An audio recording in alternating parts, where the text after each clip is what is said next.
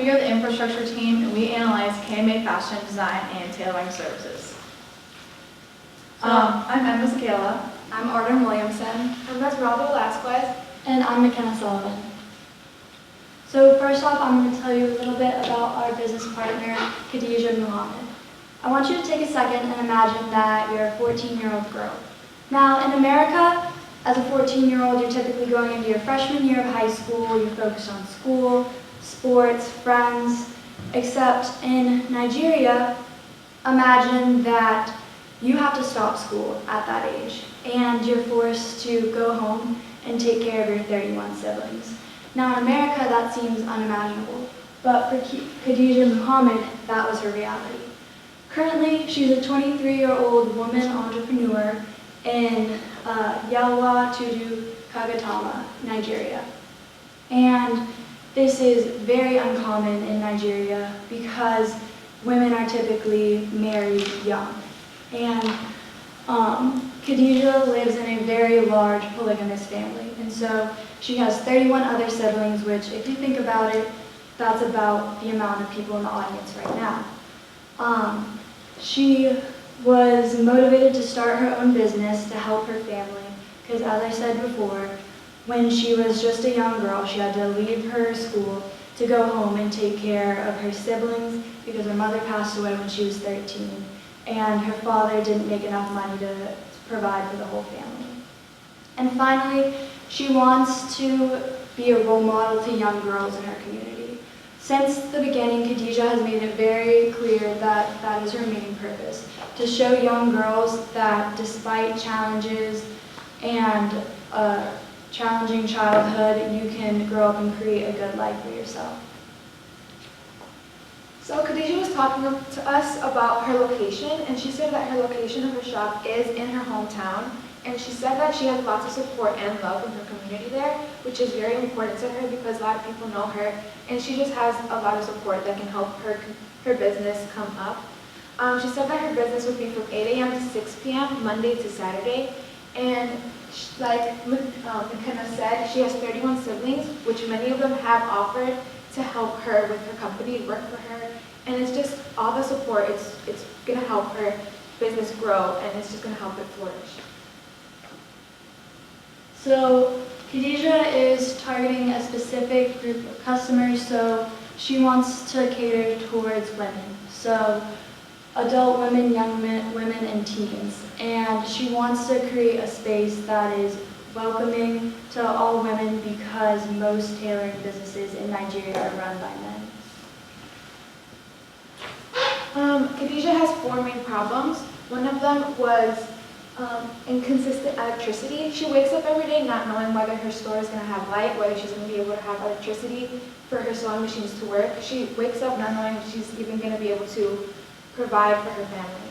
So it's actually very difficult for her to know whether she's going to be able to go through with this dream of hers. Her second one was that people owe her money. So she's very passionate about what she does, and she sees the good in everyone, so she lets people have her clothing and her services, expecting them to pay her back later, and they don't, and they take advantage of her passion, and they take advantage of her, and it really doesn't help her, and it sets her back a lot. Her third problem was the lack of equipment. She talks about that if she does want to bring more employees, she's going to need more equipment. She can't just have one sewing machine for multiple employees, so that's a really big problem for her.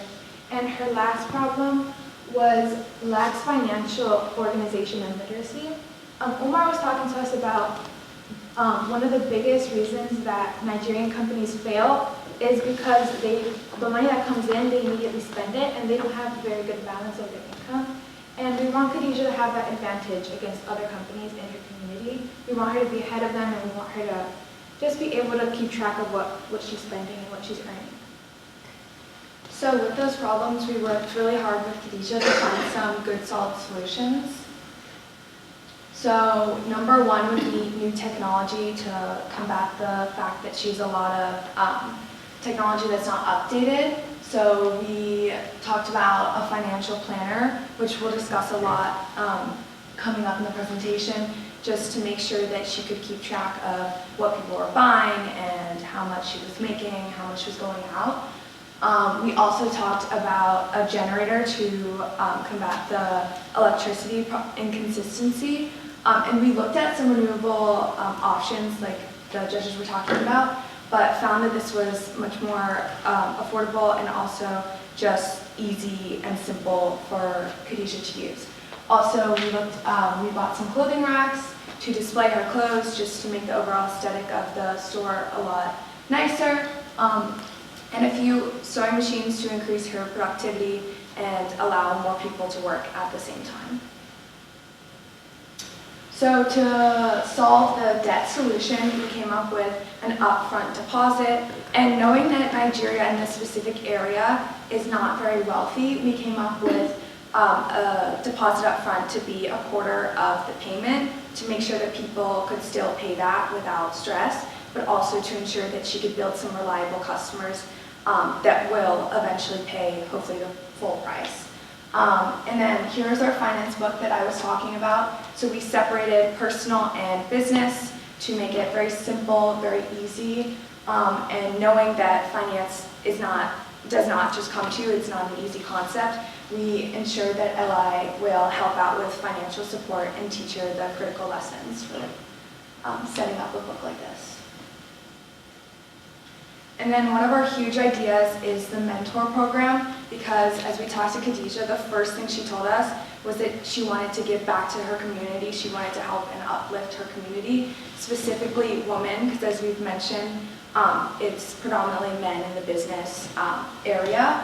So the program is basically like LI. It's an internship with her where they can learn great skills, and we'll talk about the process in a second. But it helps both Khadijah and her interns, as Khadijah is able to get a little bit of extra assistance around her shop, and the interns can learn a lot of critical knowledge and hopefully be inspired to start their own startups. So this is the process of the mentor program. First, they're going to see flyers and posters around their area, and they're going to see her contact information, but advertising, we'll get into that later. And they would contact her and they'd figure out when it would start for them. Khadijah mentioned that she wants it more than 3 months and less than 6, depending on each student, and it would be from 2 to 3 hours every Saturday. When they're on the training, they learn how to design clothes, make clothes, and tailor clothes.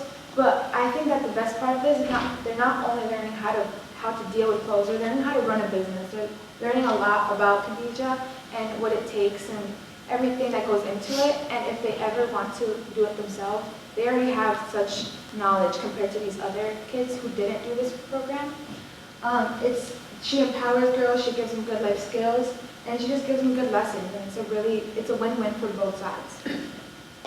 So this is the pie chart for the budget, and most of the budget for infrastructure went to, we bought 2 sewing machines for her, and then we bought a generator to help with our electricity problems, 2 clothing racks, and then both of the financial books. And the overall infrastructure budget was $1,656 out of the $1,850 that is our entire budget.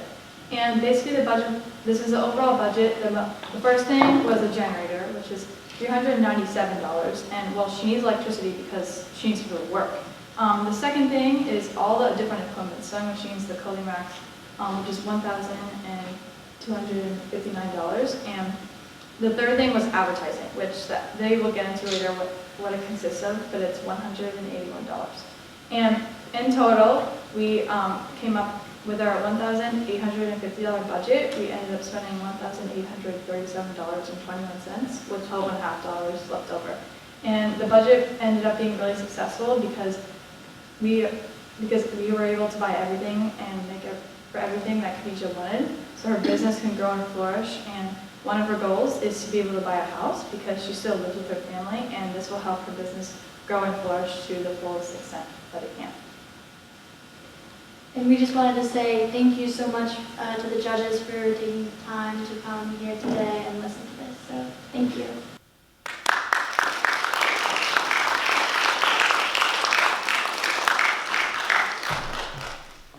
Guys, this is really an incredible presentation. Like, I keep listening to every details, everything you're saying, because like you have more explanation on every single slide. And that's how it's supposed to be. So this is really, really incredible. Connecting with your business partner, I know you guys have a lot of story to tell, but the time will not let you. But it's more or less like you go in depth to understand the kind of situation your business partner is in, and you develop the passion to make sure that you provide her with all the opportunities she needed to actually kind of like succeed in life. Again, you made mention about mentorship program that I think it's a very good key element of the business that she actually, she incorporated into her business. But my curiosity there is that, are these people learning from her? Are they paying something to her to kind of like, because they're learning from her, they're using her equipment and everything, so maybe some of them may break some of her equipment. So how did she go about that? So that's just a curiosity, but I know it's a good point that you need to consider next time when you're kind of like having this intervention. So identifying like how business is run in Nigeria, I was really impressed by that, because you kind of like understand like every aspect of it, and especially it happens with the tailors that they always have the highest number of debtors, and this is like a normal thing. So I'm coming up with a solution to that, like getting something before she start working on there. Yeah, it's the best idea. It's the best idea. So you have said a lot in your presentation. I'm really, really excited to see how this will really help this young lady. But you guys have made this so much more easier. So thank you so much. Yeah, so I'm going to echo what Umar said. You guys were very eloquent, very knowledgeable. Like your confidence level in your voices was there. So I'm one of those people who get really bored easily. I didn't even touch your deck that I have in front of me. And because I kept just listening to you guys, you had more, as Umar said, you had information in your deck, but then you kept telling me the story. And I didn't have to go, well, what does she mean by that? Kind of thing. So a couple of comments. McKenna, I really like your background story. It really, you had points where you made reference to the audience and, kind of giving us, this is the size of the audience and, is what they have in the stores. You had a really, you look back at the deck, but for what I didn't expect you to, which is the name of the town. So you like rolled that out of your, like, it rolled out of your, I don't know what I'm saying, rolled off your tongue really well. Esme, really good on the problems. You described the problems very well. I understood it all. Same for Arden on the solutions. Again, with what Umar said, it's really the deposit that they would pay a quarter of the cost before she even starts working the product. It allows her to buy supplies, and then if they don't come up with the money to pick it up, then, she can sell that to, off the rack, or I don't know. I think that's a thing that they do, right? And so also the mentorship program, I think that was it's a good start. You guys did a lot of research for that, but it probably just needs a little bit more enhancement and kind of detailed information, which is fine for this level. I do have a couple of nitpicks, just from a presentation perspective. You had a couple of major errors in your deck, so a couple of spell check errors, and they're not necessarily spell checks, but make sure you read through them. So one of them, you said there was an LI fiancé deposit. I don't know what that meant. Are we ordering brides? Like, what are we doing? And then also you had a photo image of the mentor-mentee. In this day and age, I think we can find photos that are going to be representing your target audience and the people who are actually there. You had people of different kind of background than the Nigerian customers and people that would be working with there. So just be cognizant of that in this day and age. And then also you had one that said, right here, it says clothing ranks. So just a couple of things that are, pretty obvious. I wouldn't normally mention it, but there were a few that I wanted you guys to be aware. But again, those are nitpicks. You did a very good job. You had all consistent tone, diction. You all had the same kind of volume, which is very, very well practiced. So good job, guys. Yes, I agree. I think it was a very nice presentation with both the other judges have said.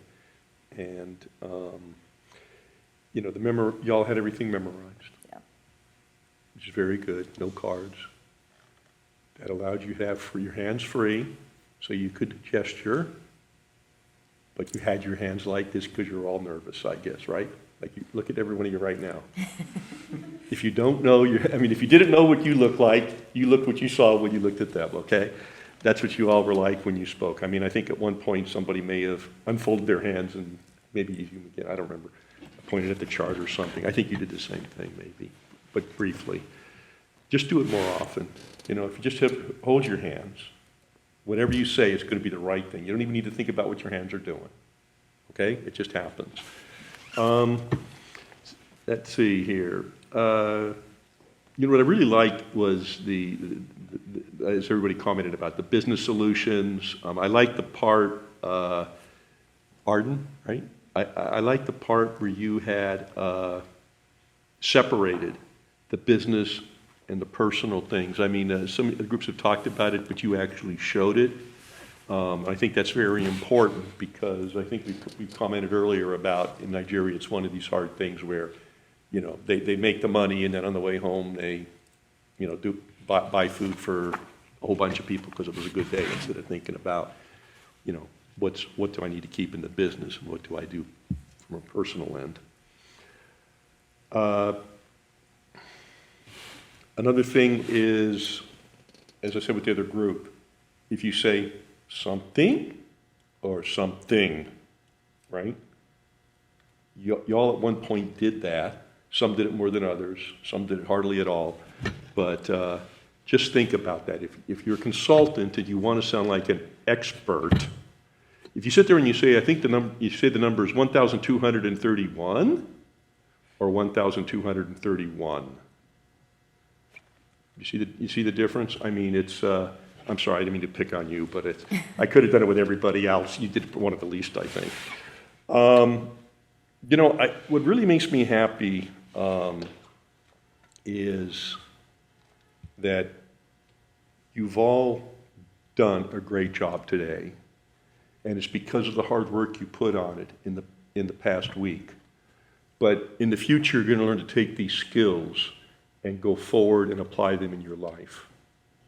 That's all I have. Thank you. Great. There was great clarity on her personal situation. I thought that was very clear. And again, family, cultural, and peer pressures. And with such a large household, you probably can't make any recommendations as consultants that would help her lessen those. Those are traditional obligations or burdens. But nonetheless, it's the 21st century, and